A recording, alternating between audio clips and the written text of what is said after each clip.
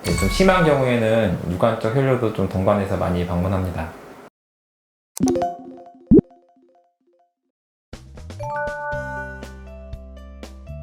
방광염은 다른 말로 오줌 소태라고도 많이 하는데 비뇨기과를 방문하는 여성분들의 대표적인 질환이죠. 보통 빈뇨나 배뇨통, 급박뇨, 아랫배 통증 등을 주소로 내원하는 경우가 많고, 좀 심한 경우에는 유관적 혈뇨도 좀 동반해서 많이 방문합니다.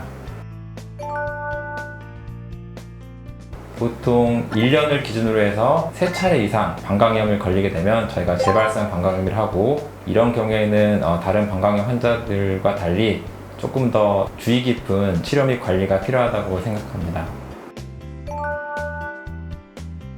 재발성 방광염을 방문하시면 먼저 경력을 통해서 환자분이 또 어떤 라이프 스타일을 가지고 있는지 좀 판단하고, 균 검사를 통해서 어떤 균이 방광염을 일으키는지 좀 정확히 알아야 됩니다. 그 이유는 최근에 항생제 내성을 보이는 방광염 균의 빈도가 늘어나고 있어 이런 부분에 좀 주의가 필요합니다. 항생제의 내성이 있다면 특정 약을 써도 효과가 전혀 없기 때문에 예방이 특히 더 중요하다고 저는 생각됩니다.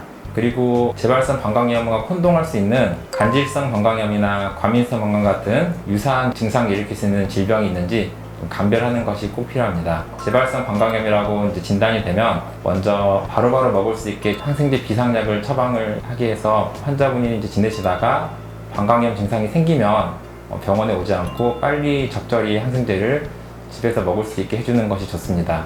이 방광염이라는 게 면역이 떨어지면 몸이 많이 힘들면 생기는 병입니다. 보다 근본적으로 치료를 하려면 평상시 체력 관리라든지 스트레스 관리를 통해서 환자분 면역력을 적절한 수준으로 유지하는 것이 무척 중요합니다. 만약 이렇게 비상약을 가지고 있고 체력 관리라든지 스트레스 관리를 해도 방광염이 계속 재발을 한다, 이럴 경우에는 본격적으로 좀 치료를 하는데, 첫 번째는 먹는 약으로 좀 치료를 해볼 수 있습니다.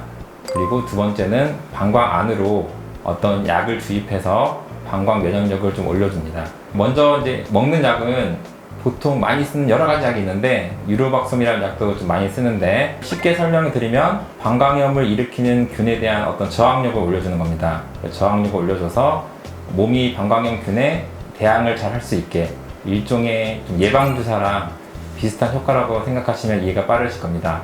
3개월에서 6개월 정도 복용하면 1년에서 2년 정도 방광염이 안 걸리도록 예방해주는 효과가 있습니다.